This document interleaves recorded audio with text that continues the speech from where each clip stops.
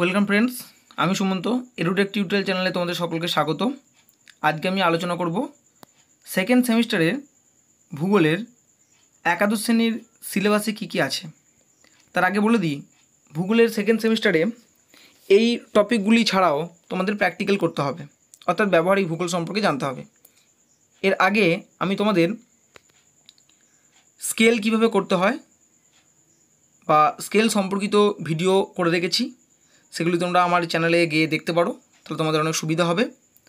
আর এক প্রমাণ অক্ষরেখা বিশিষ্ট সহজ সাংখ্যিক অভিক্ষেপ এর আগের ভিডিওতে করা আছে, তোমরা সেখান থেকেও দেখে নিতে পারো, দেখতে সুবিধা হবে। তোমাদের সুবিধার জন্য আমি আই বাটনে এবং ডিসক্রিপশন বক্সে তার লিঙ্ক দিয়ে রাখবো, তোমরা দেখে নেবে।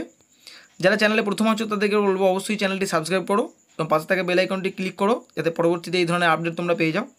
যারা ইতিমধ্যেই চ্যানেলে আছো তাদেরকে অসংখ্য ধন্যবাদ। প্রথম থেকে শেষ পর্যন্ত ভিডিওটি দেখার অনুরোধ রইল, তাহলে তোমরা পুরো বিষয়টি পরিষ্কার বুঝে নিতে পারবে। স্কিপ করে দেখলে তোমাদের আবঝাবঝা মনে হবে। এই দেরি না করে চলো মূল বিষয়ে আসা যাক। প্রাকৃতিক ভূগোল থেকে কী কী পড়তে হবে? সমস্থিতির ধারণা, সমস্থিতিক বিচ্যুতির ধারণা, এরি ও প্রাটের তত্ত্ব, সমস্থিতি সম্পর্কিত, সমস্থিতির ভারসাম্য কী, সিমাটোজেনি কী, এটা সমস্থিতি থেকে পড়তে হবে। ভূমিরূপ গঠনকারী প্রক্রিয়া থেকে কী পড়তে হবে?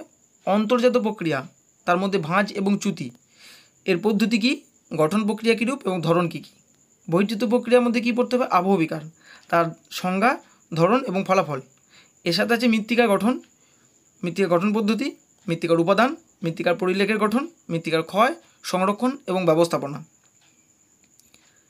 3 নম্বর আবহাওয়া ও জলবায়ু, তার মধ্যে কী কী পড়বে? সৌরবিকিরণ, উত্তাপের সমতা, তাপমাত্রার উলম্ব ও অনুভূমিক বন্টন, বায়ুমণ্ডলীয় সঞ্চালন বা বায়ুপ্রবাহ, ত্রিকোষীয় সংবহন মডেল, নিয়ত বায়ুপ্রবাহ, জোনাল বায়ুপ্রবাহ, এর মধ্যে আছে ওয়াকার সঞ্চালন আর জেট বায়ু।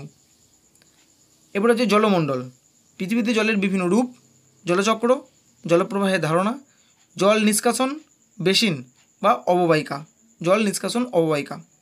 তাহলে এই প্রথম প্রাকৃতিক ভূগোলের পার্টটা থেকে থাকবে কত নম্বর? 15 নম্বর। তার মধ্যে এই 4টে মূল চ্যাপ্টারের এই অংশগুলো পড়তে হবে। এরপর আসছি মানবীয় ভূগোল। মানবীয় ভূগোলে প্রথমে হচ্ছে দ্বিতীয় স্তরের অর্থনৈতিক কাজ, যার মধ্যে পড়ে শিল্প, শিল্পের শ্রেণীবিভাগ, শিল্প স্থাপনের নিয়ন্ত্রক, উৎপাদন ভিত্তিক শিল্প, পৃথিবীর 2টি গুরুত্বপূর্ণ দেশে বন্টন, ভারত বাদে পৃথিবীর 2টি গুরুত্বপূর্ণ দেশে তার বন্টন সম্পর্কে জানতে হবে। কৃষিভিত্তিক শিল্প, খাদ্য প্রক্রিয়াকরণ, সমুদ্রভিত্তিক শিল্প, বাণিজ্যিক মৎস্য চাষ, বনজভিত্তিক শিল্প, কাগজ শিল্প, খনিভিত্তিক শিল্প, ধাতব, লৌহ ও ইস্পাত শিল্প আছে, অধাতব আছে কি, পেট্রোরসায়ন শিল্প, এবং নির্মাণ ভিত্তিক শিল্প, অটোমোবাইল শিল্প। এই শিল্পগুলি সম্পর্কে পড়তে হবে। 2 নম্বর তৃতীয় স্তরের অর্থনৈতিক কাজ, এর কাকে বলে, অর্থাৎ সংজ্ঞা, শ্রেণীবিভাগ, বিশেষ ক্ষেত্র, কোন কোন বিশেষ ক্ষেত্রগুলো পড়তে হবে? বাণিজ্য, পরিবহন ও যোগাযোগ, সেবা এবং পর্যটন, এই অংশগুলি সম্পর্কে বিশেষভাবে পড়তে হবে। চতুর্থ স্তরের অর্থনৈতিক কাজ কী কী? প্রকৃতি ও বৈশিষ্ট্য পড়তে হবে, কার কার? এই চতুর্থ স্তরের অর্থনৈতিক কাজের তথ্য ও প্রযুক্তি নির্ভর শিল্প, অর্থাৎ আইসিটি, গবেষণা ও উন্নয়ন ভিত্তিক শিল্প, অর্থাৎ রিসার্চ অ্যান্ড ডেভেলপমেন্ট, এই সংক্রান্ত প্রকৃতি ও তাদের বৈশিষ্ট্য সম্পর্কে জানতে হবে।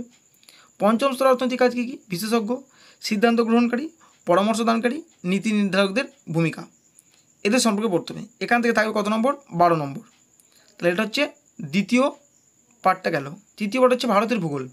সেখান থেকে কী কী থাকবে? ভারতের জলবায়ু, তার মধ্যে কী কী? ভারতের জলবায়ু নিয়ন্ত্রকগুলো কী কী, ভারতীয় মৌসুমী বায়ুর প্রকৃতি কী, ভারতের ঋতু বৈচিত্র্য, ভারতের অর্থনীতি ও মৌসুমী বায়ু, ভারতীয় জলবায়ুর উপর এনসো এবং গ্লোবাল ওয়ার্মিং এর প্রভাব, এটা জানতে হবে ভারতের জলবায়ু সম্পর্কিত। ভারতের স্বাভাবিক উদ্ভিদের শ্রেণীবিভাগ, বাস্তুতান্ত্রিক ও অর্থনৈতিক গুরুত্ব, ভারতের স্বাভাবিক উদ্ভিদের ব্যবস্থাপনায় গৃহীত কার্যক্রম ও নীতি, এগুলো সম্পর্কে জানতে হবে। ভারতের প্রাকৃতিক দুর্যোগ ও বিপর্যয়, দুর্যোগের ধারণা ও শ্রেণীবিভাগ, বিপর্যয়ের ধরন, দুর্যোগ ব্যবস্থাপনা, অর্থাৎ দুর্যোগের পূর্ববর্তী কী ব্যবস্থাপনা নেওয়া যায়, দুর্যোগ চলাকালীন কী ব্যবস্থাপনা নেওয়া হয় এবং দুর্যোগের হয়ে যাওয়ার পর অর্থাৎ পরবর্তীকালে কী ব্যবস্থাপনা নেওয়া হয়। প্রাকৃতিক বিপর্যয় ব্যবস্থাপনা নীতি, পশ্চিমবঙ্গের দুর্যোগ প্রবণ অঞ্চল।